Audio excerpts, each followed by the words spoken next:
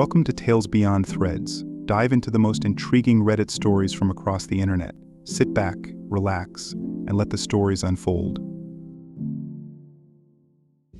Entitled Family Demands I Give Them Their Dog. For context, I started working part-time in a charity kennel where we rehome dogs from the pound. Usually there's just two of us working, me and the kennel manager Kay. The kennel itself is composed of 3 small buildings where we keep dogs and a fence with a double gate at the front. One of the buildings stretches just outside the fence with a small window looking straight at one of the dogs.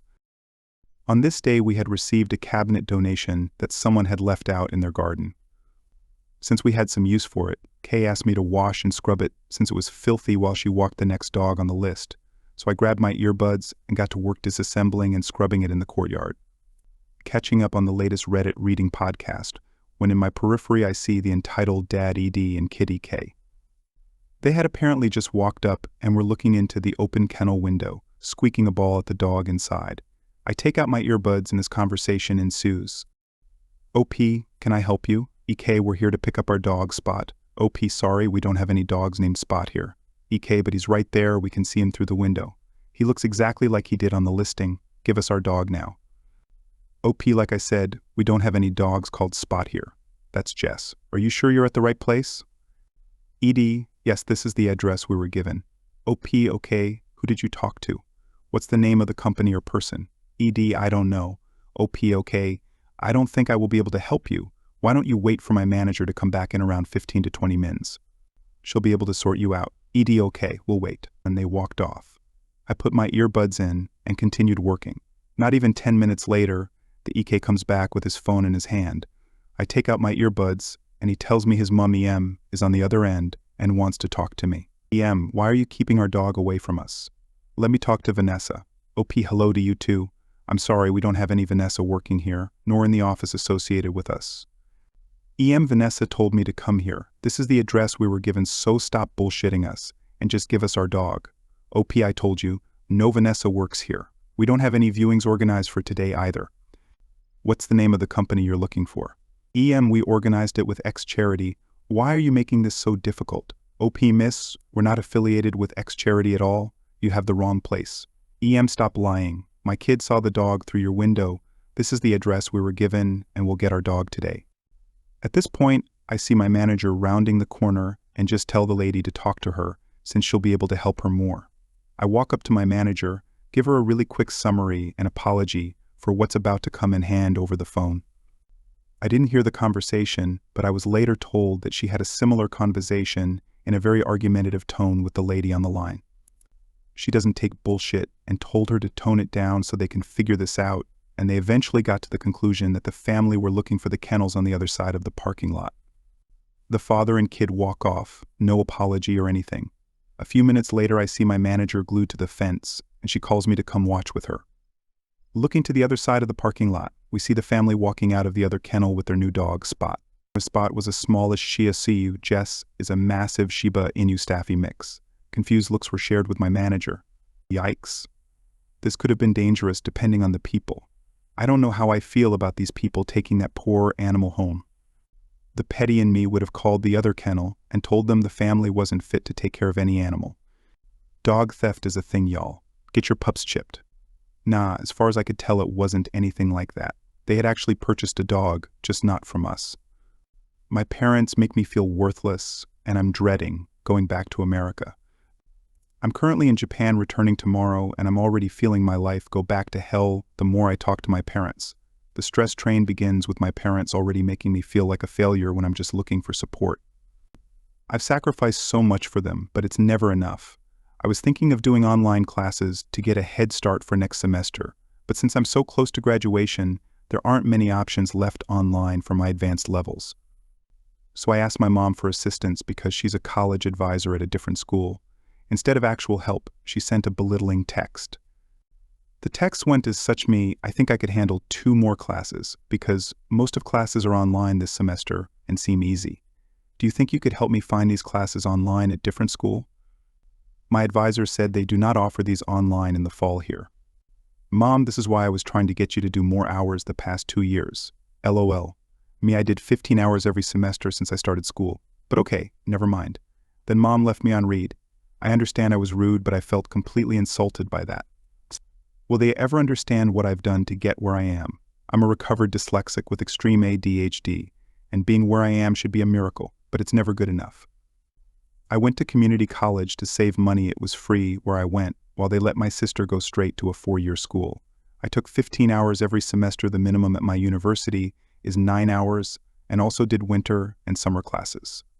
My sister failed the same class 4 times in others, while I've never failed a class. I've had steady jobs and have never been fired. I'm currently working full-time at the university to save money.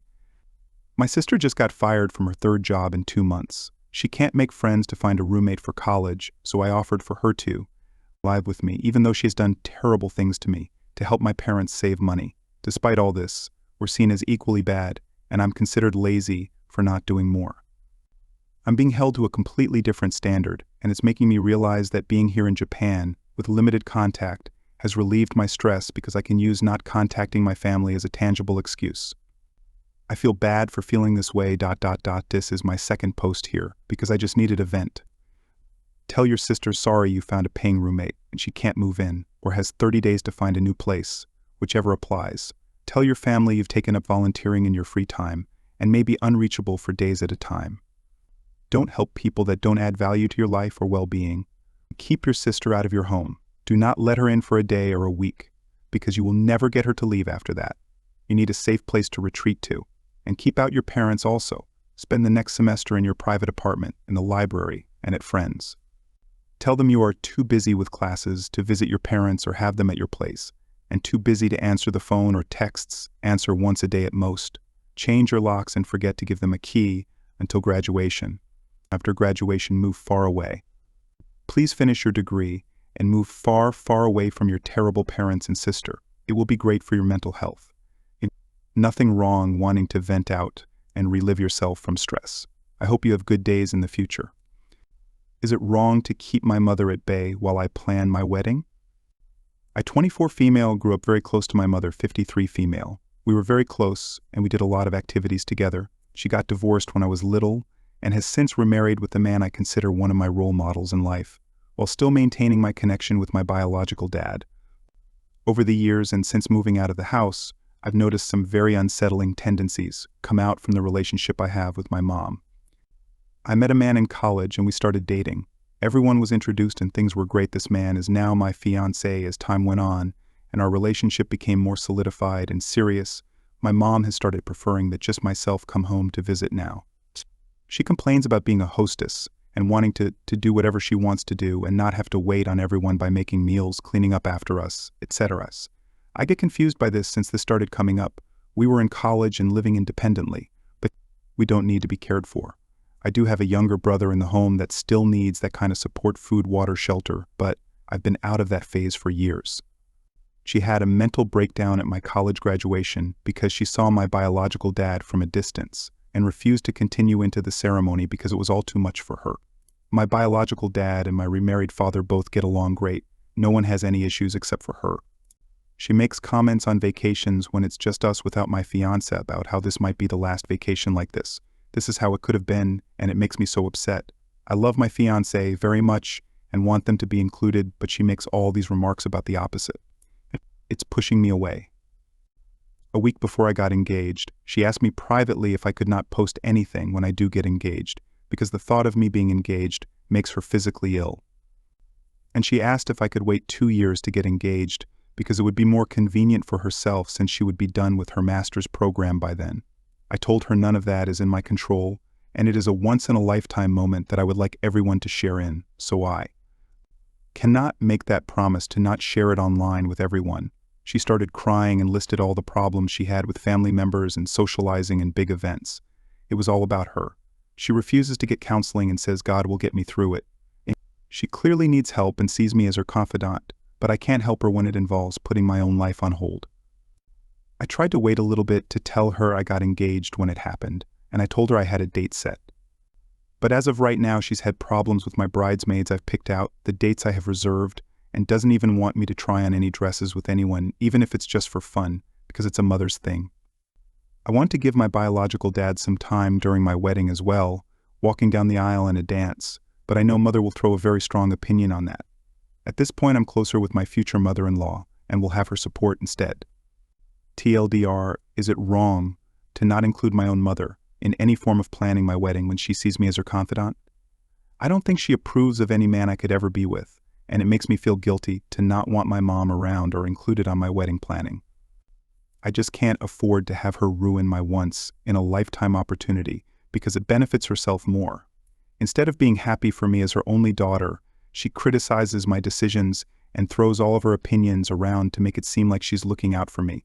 And not the whole, it's ultimately your wedding and she has issues she needs therapy or professional help of some sort for. It's okay to have a close relationship, but it sounds like she's trying to put herself before what your plans, events, and mainly feelings are. She can be an adult and be civil during the wedding or not be included. It's that plain and simple. I hope you have a lovely wedding and enjoy every second of your day. Make the best of it, even if it includes not letting mom have a big part. Don't let her downplay anything to do with it, either. You got this, and your future significant other will thank you in the long run. No becoming a doormat. Not the a-hole. You can't out your plans on hold or live your life with her restrictions.as for God will get me through it. Tell her he is by sending you to tell her she needs therapy. Thanks for watching Tales Beyond Threads. If you enjoyed the stories, don't forget to like, comment, and subscribe. Hit the bell icon to stay updated on our latest tales. See you next time.